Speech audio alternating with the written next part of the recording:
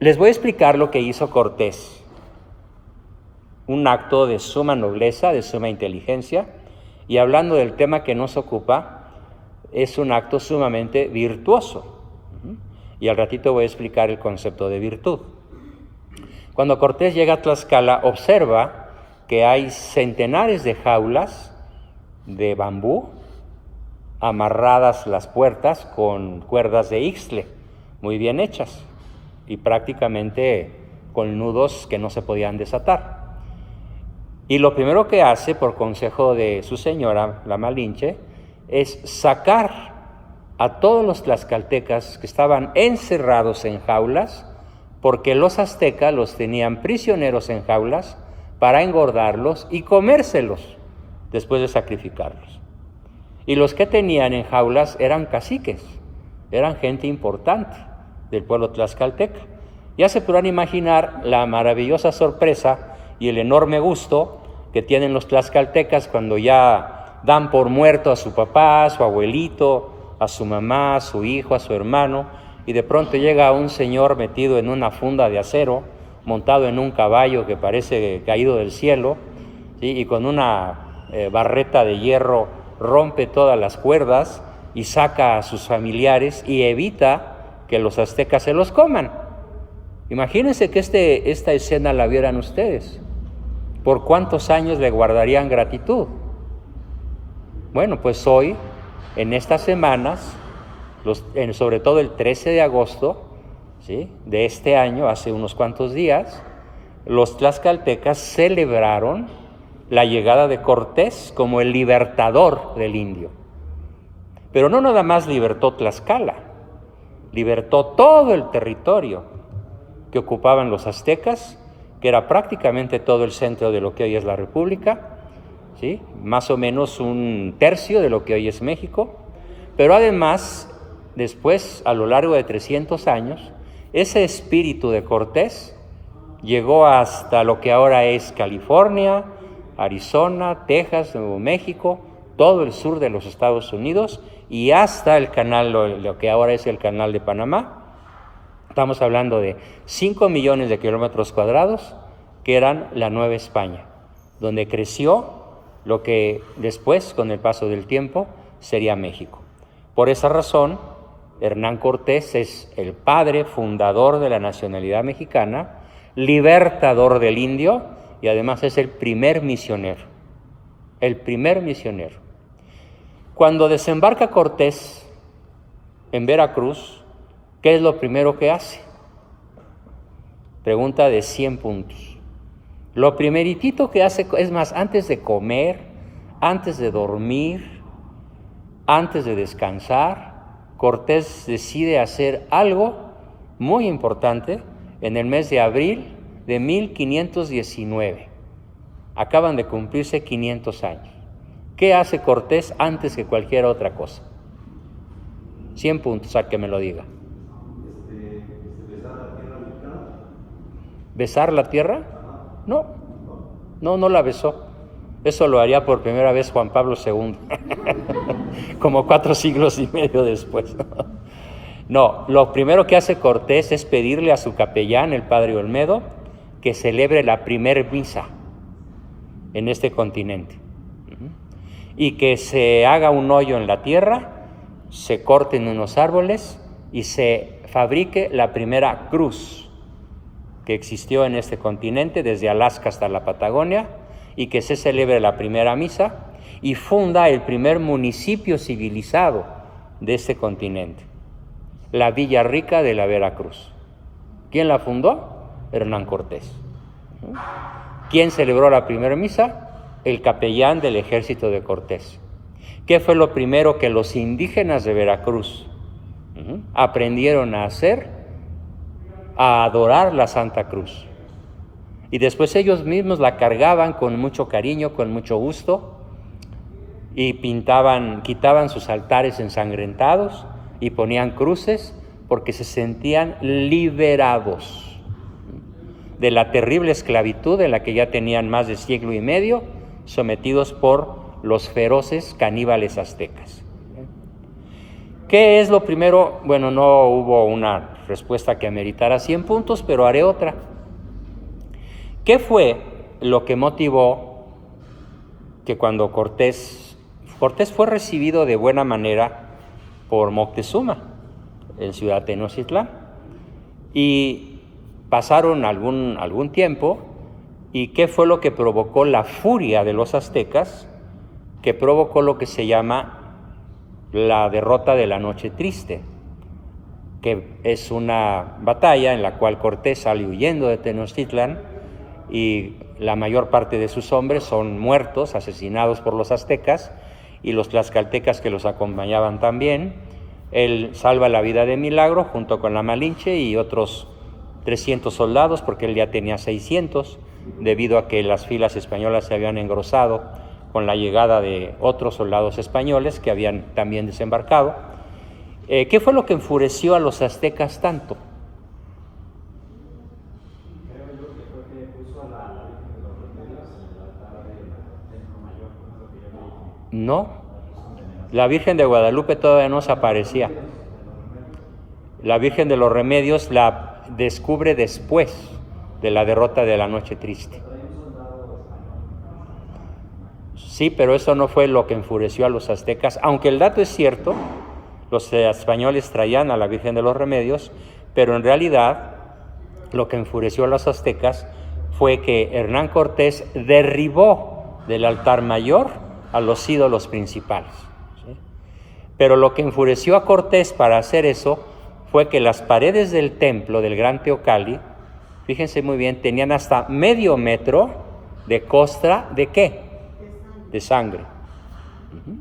Entonces él limpió a barretazos, ¿sí?, las costras de sangre, ya se podrán imaginar, ¿sí?, centenares de toneladas de sangre humana que estaban ahí pegosteadas de medio siglo y medio atrás, y derribó al ídolo principal, que era Huitzilopochtli, que exigía un mínimo de 150,000 sacrificios anuales. Según los aztecas, ¿para qué sacrificaban gente y para qué se la comían? ¿Saben para qué? Para que lloviera, y para que hubiera cosecha, y para que el mundo se mantuviera en equilibrio. Ellos pensaban que si no se hacían sacrificios humanos, el mundo se iba a acabar, y no iba a llover, y no iba a haber cosechas, y la gente se iba a morir de hambre. Y esta mentalidad se llama mentalidad sincrética. Apréndanse esa palabreja, pensamiento sincrético. Y hoy, ¿cómo vemos en México?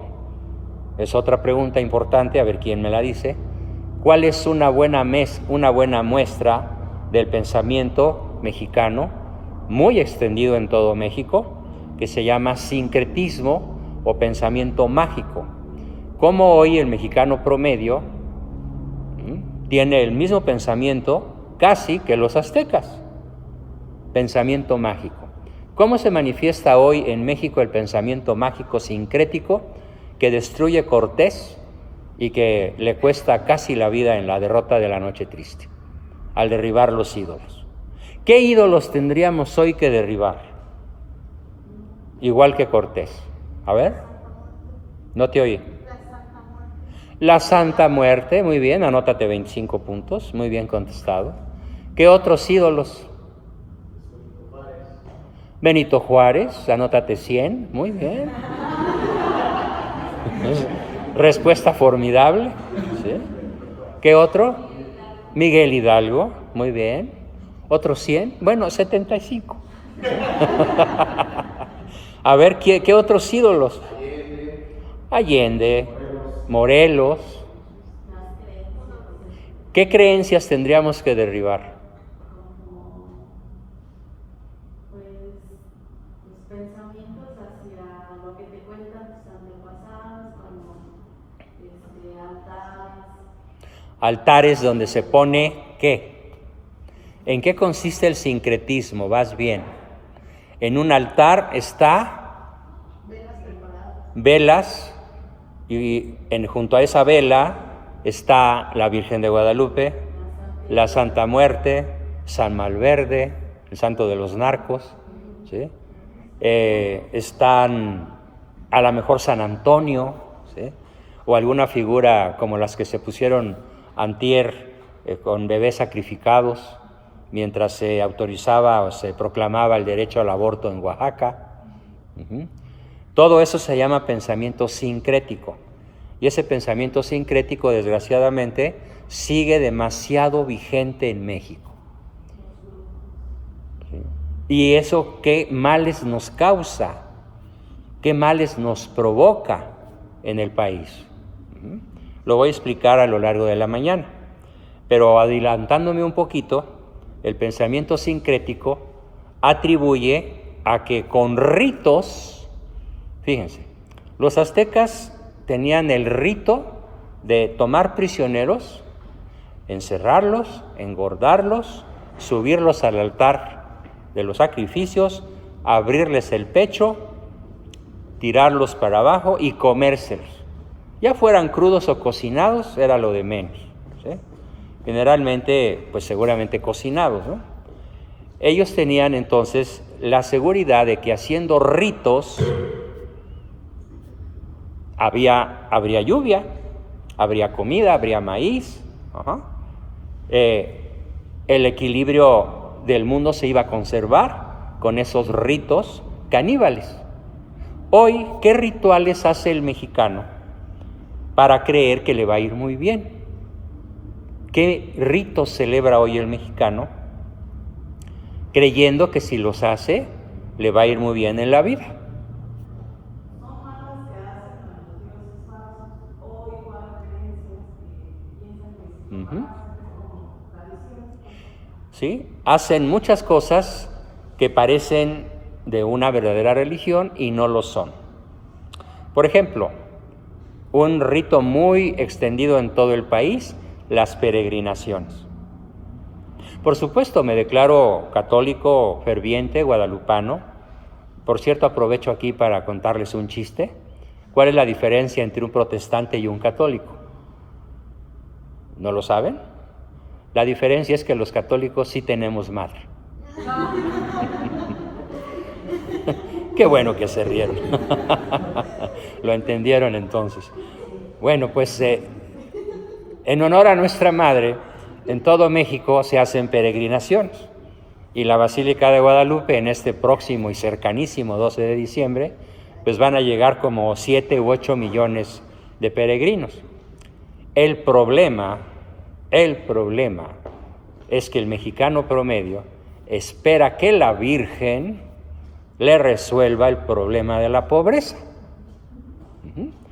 El problema es que creyendo que ir a la basílica en peregrinación, incluso a rodilla pelona, hay quien se echa toda la calzada de los misterios, los 5 kilómetros, llega sin rodillas a la basílica, o todo sangrante, cree que así su abuelita se va a curar, cree que así no van a correr a su marido flojo, borracho, parrandero y jugador del trabajo, cree que así se le va a quitar un cáncer.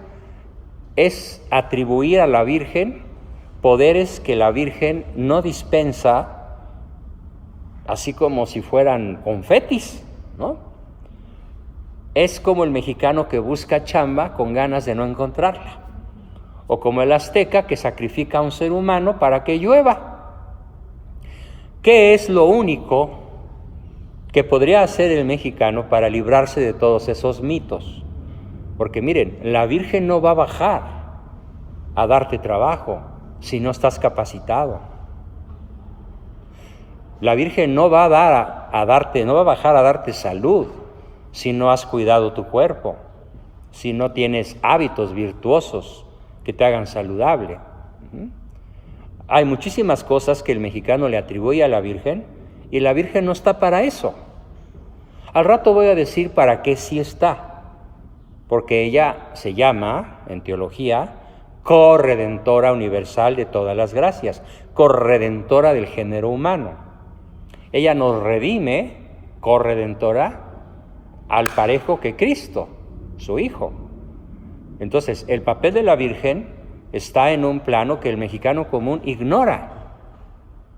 Y entrando en materia de lo que vamos a ver hoy, ¿qué es lo único que nos podría dar salud, trabajo, progreso, éxito en la vida, alegría interior, paz en la mente y en el corazón, ¿sí? Felicidad en cierta forma, aunque ya sabemos que la felicidad terrícola es muy limitada?